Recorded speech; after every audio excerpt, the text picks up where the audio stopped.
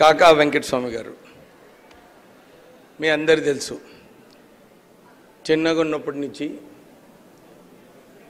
నిరంతరం రాజకీయాలలో ఉండి యూత్ కాంగ్రెస్లో జనరల్ సెక్రటరీగా ఉండి తర్వాత కార్మిక నాయకుడు, కార్మిక రంగంలో 100 ట్రేడ్ యూనియన్లో రాజీనామా చేసి రాజకీయాలలోకి వచ్చి ఆ రోజులలో వారు గుడిసెల వెంకటస్వామి అనే పేరు ఇప్పుడే మీరు చూశారు వీడియోలో. 75,000 గుడిసెలు అంటే ఈరోజు ప్రభుత్వాలు, కేంద్ర ప్రభుత్వము, రాష్ట్ర ప్రభుత్వాలు దేశమంతటా హౌసింగ్ స్కీమ్ తేవాలని చెప్పి అందరు కూడా ఈ స్కీమ్స్ ప్రారంభం చేయడం జరిగింది. కానీ వెంకటస్వామి గారు ఆ రోజులలో 1970లోనే బీద ప్రజలకు వారికి గుడిసెలు వేయడానికి భూమి ఇప్పించడంలో ఇవన్నీ కూడా ముందు ఆలోచనతోని వెంకటస్వామి గారు ప్రారంభించడం జరిగింది.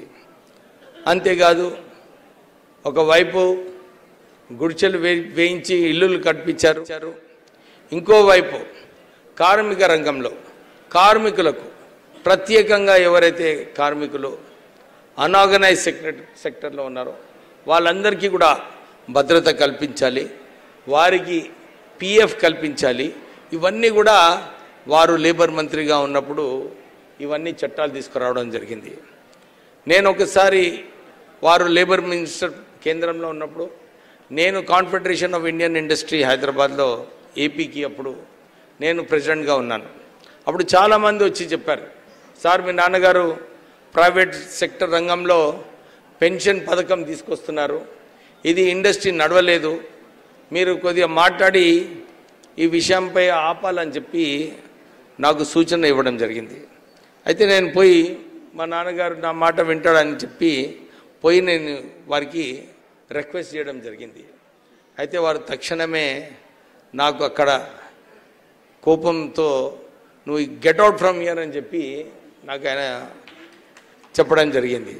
ఏమన్నారంటే, నేను ఇది ప్రజలకు ఎవరైతే రిటైర్ అయిన తర్వాత వీళ్ళందరికీ అమ్మా నాన్న చాలాసార్లు కొంత పిల్లలు చూడటం లేదు అమ్మా నాన్నను, వీళ్ళకు భద్రత కల్పించాలి, నేను వారి కోసం పెన్షన్ స్కీమ్ తీసుకొస్తుంటే మీరు అడ్డుకుంటున్నారు, మీరు ఇండస్ట్రియలిస్ట్ అందరూ కూంచూస్ అనే చెప్పి వారు నన్ను అక్కడి నుంచి గెట్అవుట్ అని చెప్పి పంపించేశారు. అంటే నిరంతరము ప్రజలకు ఏది మంచిదో ప్రజలకు మంచిగా చేయాలని చెప్పి ఆ ఆలోచన ఉండేది. ఈరోజు ప్రైవేట్ రంగంలో కూడా అందరు కూడా మెచ్చుకుంటున్నారు, ఇంత మంచి పథకము వెంకటస్వామి గారు తీసుకొచ్చారు, మాకందరికీ కూడా లాభం ఉందని చెప్పి అందరు కూడా ఈరోజు గుర్తించుకుంటుంటారు. మీ అందరికీ తెలిసిన విషయమే, సింగరేణి సంస్థ BIFRలో ఉన్నప్పుడు కాకా వెంకటస్వామి గారు, అప్పుడు పివి నరసింహారావు గారు ప్రధానమంత్రి ఉన్నారు, వారితో చర్చించి 400 కోట్ల రూపాయలు NTPCతో నుంచి సింగరేణి సంస్థకు రుణం ఇప్పించి ఆ సంస్థను కాపాడడం జరిగింది.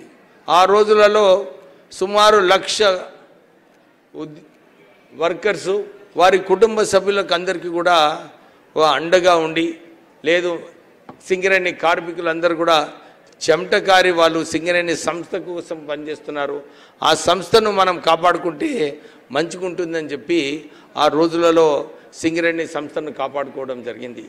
ఈరోజు సింగరేణి సంస్థలో మొన్న ముఖ్యమంత్రి గారు వారు లాభాల వాటలో కార్యక్రమంలో వెంకటస్వామి గారిని గుర్తు చేస్తూ ఆ రోజులలో సింగరేణి సంస్థను కాపాడినందుకు ఈరోజు సుమారు 6,000 కోట్ల రూపాయలు ప్రాఫిట్ వచ్చింది, కార్మికులకు మేము బోనస్ ఇస్తున్నాము 34%, దాంతోపాటు కొత్త గనులు కూడా దానికోసం ఇన్వెస్ట్మెంట్ వస్తుందంటే ఆ రోజులలో కాకా వెంకటస్వామి గారు సింగరేణి సంస్థను కాపాడినందుకు ఈరోజు సింగరేణి సంస్థ మంచిగా నడుస్తుందని చెప్పి వారు చెప్పడం జరిగింది.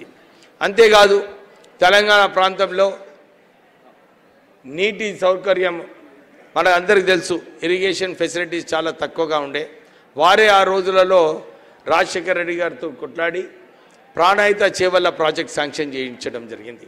ఆ ప్రాజెక్ట్ వలన సుమారు ఆ ప్రాంతంలో నార్త్ తెలంగాణలో అన్ని చోట్ల కూడా మంచినీటి సౌకర్యం ఇచ్చే అవకాశం ఉండే.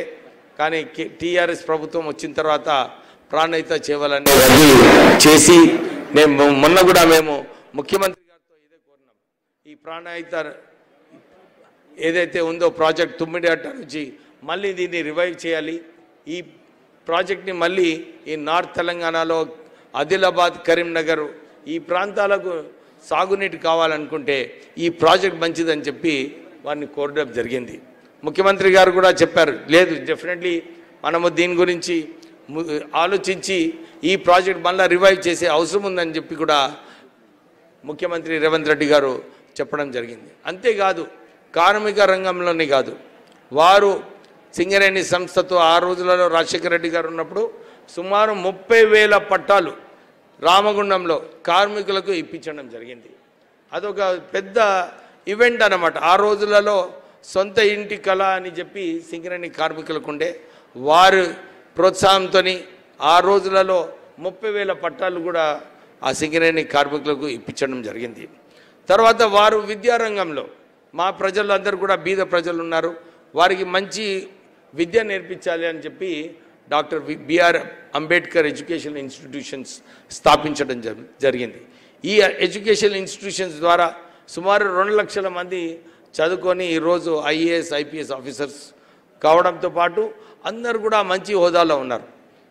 ఆశ్చర్యమైన విషయం ఏంటంటే ఎక్కడ పోయిన కానీ నేను మొన్న మునుగోడు ఎలక్షన్ పోయినప్పుడు కూడా చాలామంది వచ్చి సార్ నేను డాక్టర్ బిఆర్ అంబేద్కర్ స్టూడెంట్ అని చెప్పి వారందరూ కూడా కలవడం జరిగింది. అంటే చాలామంది ఆ ఇన్స్టిట్యూషన్స్ నుంచి పాస్ అయిన తర్వాత మంచి హోదాలో ఉన్నారు. మొన్న కూడా స్టేట్ ఎగ్జామినేషన్స్, ఇంటర్మీడియట్ ఎగ్జామినేషన్స్లో 2nd, 4th, 5th, 6th ranks వచ్చాయంటే అది డాక్టర్ బిఆర్ అంబేద్కర్ కాలేజ్ నుంచి. దాని తర్వాత మొన్న ఇండియా టుడే ఒక సర్వే చేసింది, ఈ దేశంలో మంచి విద్యా సంస్థలు ఏమున్నాయి అని చెప్పి. దాంట్లో doctor B R Ambedkar law college top 5th college in the country అన్నమాట.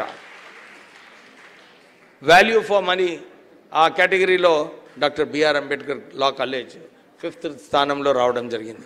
అంటే కాకా వెంకటస్వామి గారు అన్ని రంగాలలో మన పని చేయాలి, ప్రజలకు మేలు చేయాలని చెప్పి ఆ ఆలోచనతోని కాకా వెంకటస్వామి గారు పనిచేశారు.